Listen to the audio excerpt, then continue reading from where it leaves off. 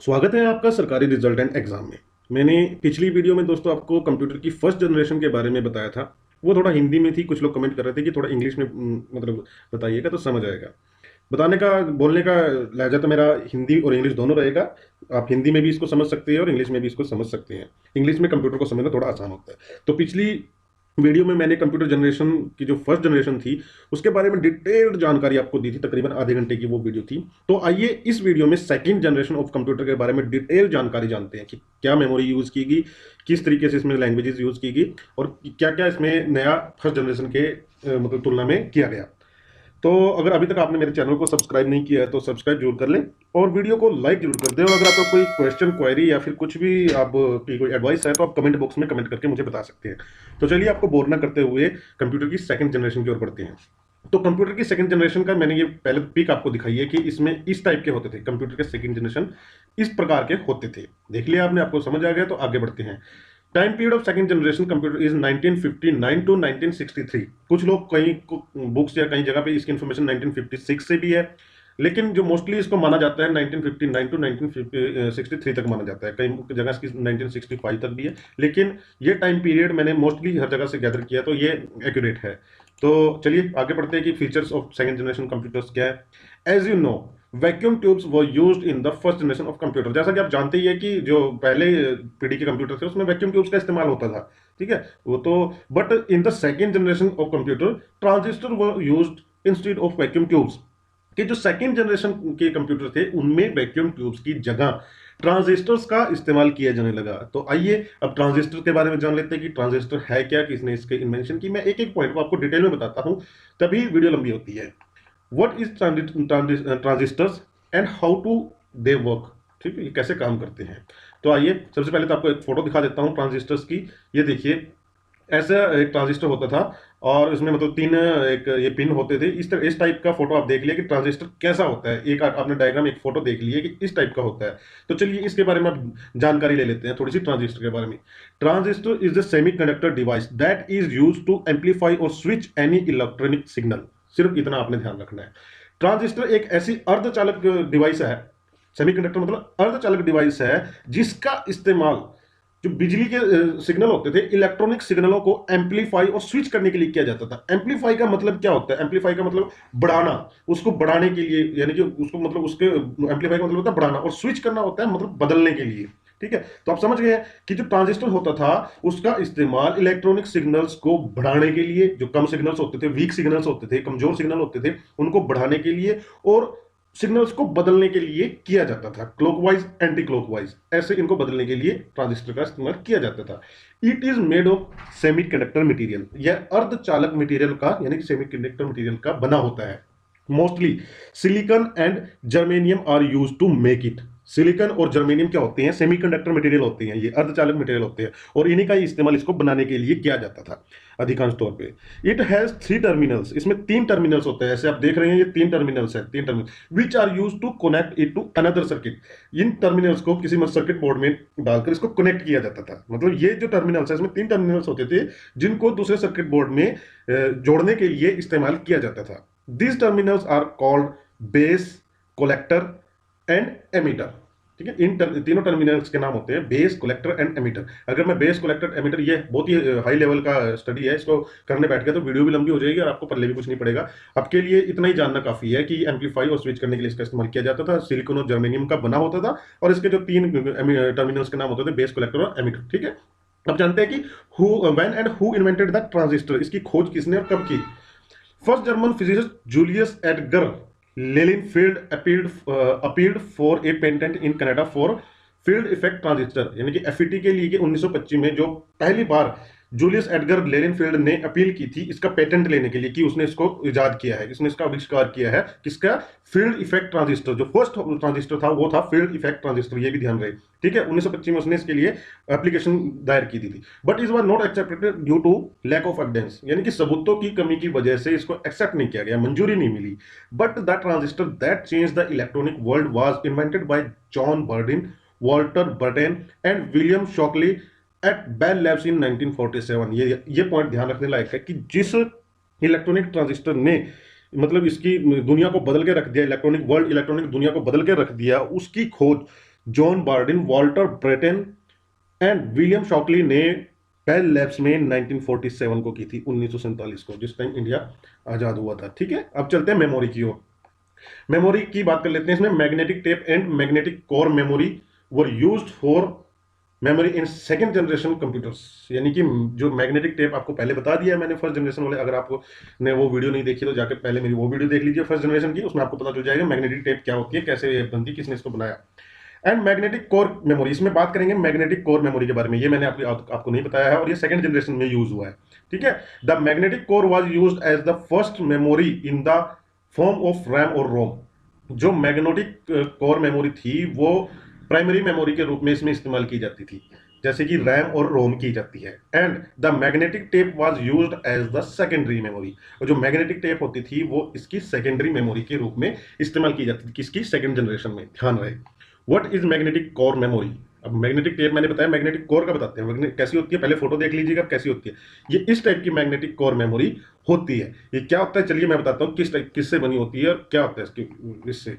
ठीक है, magnetic core memory क्या है? Around 1952 the first relatively expensive RAM was developed magnetic core memory and arrangement of small ferrite cores on a wire grid. अब इसको हिंदी में समझते हैं कि 1952 के दौरान एक सस्ती रैम का विकास हुआ। इसको इन एक्सपेंसिव रैम कह सकते हैं कि एक सस्ती रैम का विकास हुआ जिसका नाम था मैग्नेटिक कोर मेमोरी। और ये किससे बनी होती थी? इसमें स्मॉल फेरियट कोर्स होते थे। ये फेरियट कोर्स मतलब एक फेरियट एक टाइप के एक मैग्नेट होती है जो हाई मतलब हाई वोल्टेज मैग्नेट होती है। ठीक है, एक टाइप की मैग्नेट चुंबकीय तत्व है फेरियट, उसकी कोर्स का बना होता है। देख रहे हैं आप इसमें, मतलब जो ये स्क्वायर से बने हुए हैं, इसमें थोड़े छोटे छोटे इसके फेरियट के कोर्स हैं। इसकी बनी हुई थी, इसका अरेंजमेंट है, ये इसमें अलग है, इसमें अलग है। इस प्रकार ये फेरियट कोर से बनी हुई थी, यानी कि फेरियट एक मैग्नेट जो तत्व है उससे बनी होती थी, जो हाई वो रखता है मैग्नेटिक। उसके बाद magnetic core memory is non volatile memory and it can be read and written. अब आपको पता ही है वोलेटाइल एंड नॉन वोलेटाइल, स्थिर और अस्थिर, ये नॉन वोलेटाइल मेमोरी है। ठीक है, इसमें डाटा बिजली जाने के बाद भी, मतलब जैसे रोम में रहता है कि डाटा अगर बिजली चली जाती है तो जो डाटा होता है वो इसमें सेव रहता है, वो डिलीट नहीं होता उसके बाद भी, बिजली बिजली जाने के बाद। ठीक है, and it can be read and written. इसको मतलब इसको इसमें डाटा लिखा भी जा सकता था, पढ़ा भी जा सकता था। ठीक है, magnetic core memory was developed in late 1940s and 1950s। 1940 and 1950 के मतलब मध्य इसकी डेवलपमेंट हुई है। And remain the primary way that early computers read, wrote and store data until RAM came along in the 1970s। जब तक RAM 1970 में RAM का आविष्कार हुआ था, जब तक 1970 में रैम नहीं आई थी तब तक इस मैग्नेटिक कोर मेमोरी का इस्तेमाल डाटा को रीड करने में, लिखने में और स्टोर करने में किया जाता था। ठीक है, 1956 जो मेन इसकी जो मुख्य तौर पे ये बनी थी, इसकी जो इन्वेंशन हुई थी बताया था 1956 में इसकी इन्वेंशन मानी जाती है। J Forrester of MIT was awarded a patent for his magnetic core memory. J Forrester 1956 में अवार्ड इन्वेंशन हुई थी 1950s में, लेकिन इसका पेटेंट कब अवार्ड दिया गया, किसको दिया गया? 1956 में जे फॉरेस्टर को। ठीक है, अब लैंग्वेज का बारे में देख लेते हैं। Assembly language was used in second generation computer and during this time high level language like Fortran and COBOL were also invented. जो सेकंड जनरेशन कंप्यूटर में भी असेंबली लैंग्वेज का इस्तेमाल किया गया था, जैसे कि मैंने फर्स्ट जनरेशन में आपको बताया था, जो पिछली वीडियो में मैंने आपको बताया है कि उसमें जो मशीन लैंग्वेज का इस्तेमाल हुआ था, लेकिन लास्ट के कुछ कंप्यूटर में IBM 650 शायद उसमें जो आपका असेंबली लैंग्वेज का भी इस्तेमाल हुआ था। तो उसमें मैंने असेंबली लैंग्वेज के बारे में डिटेल से बताया, आप वहां जान सकते हैं। अब इसमें मैं आपको फोर्टन और कोबोल के बारे में बताऊंगा, क्योंकि सेकंड जनरेशन के दौरान ही जो high level language, assembly language और मशीन लैंग्वेज कौन सी है? लो लेवल लैंग्वेज है। और हाई लेवल लैंग्वेज का जो इन्वेंशन हुई थी वो इसी के दौरान हुई थी, सेकंड जनरेशन की। कौन सी? फोर्टन और कोबोल की। ठीक है, फोर्टन और कोबोल हाई लेवल लैंग्वेजेस हैं। तो चलिए इसके बारे में जान लेते हैं। फोर्टन कुछ इस टाइप की लैंग्वेज है, देखिए इस टाइप की दिखती है। ठीक है, प्रोग्रामिंग इस टाइप से होती है इसमें। तो जान लेते हैं। It is abbreviation of formula translation, यानी कि फोर्टन का जो फुल फॉर्म है वो है फॉर्मूला ट्रांसलेशन।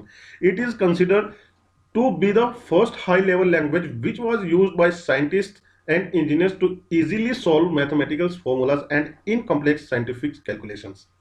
जो ये फॉर्मूला ट्रांसलेशन लैंग्वेज थी, वैज्ञानिकों के द्वारा मतलब मैथ की और साइंस की प्रॉब्लम्स को सॉल्व करने के लिए इसका इस्तेमाल किया जाता है। मोस्टली मैथमेटिकल फॉर्मूलाज और साइंटिफिक कैलकुलेशंस, वैज्ञानिक गणनाओं के लिए इसका इस्तेमाल किया जाता था, और मैथमेटिक्स फॉर्मूलाज के लिए।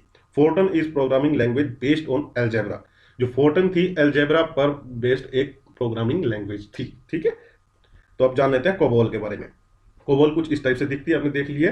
कोबोल को डिजाइन किसने किया था? जॉन बेकस ने। Developer John Backus and IBM.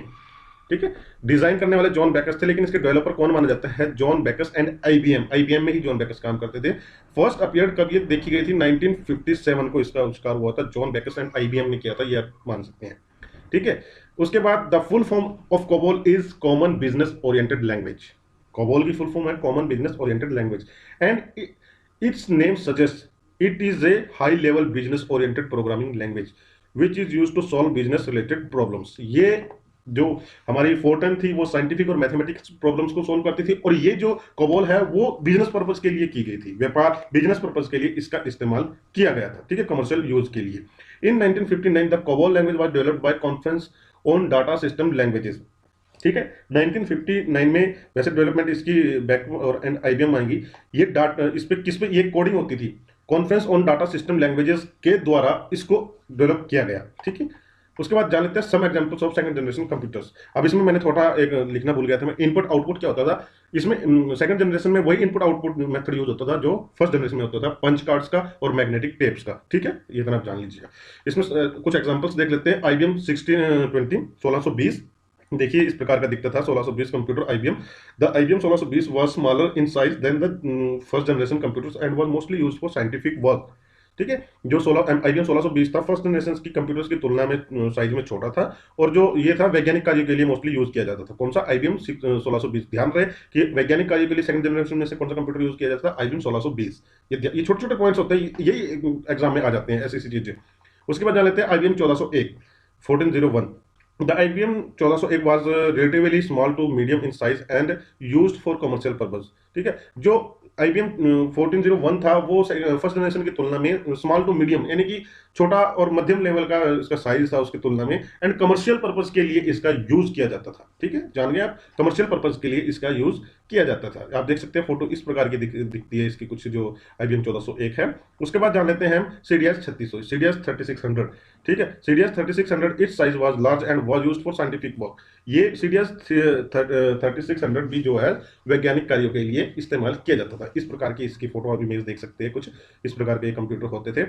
कुछ और एग्जांपल्स जो मैं बता देता हूँ। IBM 1620, IBM 7094 यानी IBM 7094, CDC 1604, CDC 3600 ये तो मैंने अभी बता दिया आपको, एंड यूनिवेक 1108 आदि। ये कंप्यूटर्स भी जो है सेकंड जनरेशन के कंप्यूटर एग्जांपल्स माने जाते हैं, ध्यान रखिए। अब जान लेते हैं निष्कर्ष पे आज के एंड में आ चुके हैं, कुछ बेनिफिट्स जान लेते हैं सेकंड जनरेशन के कंप्यूटर के। तो they were smaller in size than first generation computer. पहली पीढ़ी कंप्यूटर की तुलना में वो साइज में छोटे होते थे, मोर रिलायबल होते थे, और प्रोड्यूस लेस हीट, कम हीट पैदा करते थे। Calculation time further reduce from milli second to micro second, so faster calculation started. ठीक है, कि जो गणना करने का समय था वो मिली सेकंड से माइक्रो सेकंड में हो गया, और जो कैलकुलेशन गणनाएं थी वो ज्यादा गति से होने लगी, तेज होने लगी। Hardware wear and tear has decreased A bit. ठीक है, जो हार्डवेयर के टूट फूट का ज्यादा इसमें मतलब कम वो होता था, हार्डवेयर के टूट फूट का खतरा कम होता था। कमर्शियल प्रोडक्शन बिगेन, जो कमर्शियल प्रोडक्शन थी वो शुरू हो गई। लिमिटेशंस की क्या थी इसकी? ठीक है, अब बेनिफिट्स समझ लो या ड्रॉबैक्स मान लो इसके। एयर कंडीशनिंग वाज नेसेसरी, कि इसको भी फर्स्ट जनरेशन की तरह एयर कंडीशनिंग चाहिए ही होती थी। रेगुलर मेंटेनेंस वाज नेसेसरी, मतलब जो इसको मतलब लगातार निरंतर इसकी मेंटेनेंस जरूरी होती थी। Their parts had to be assemble themselves, इनके जो पार्ट्स होते थे वह हमें खुद ही इसमें असेंबल करने पड़ते थे।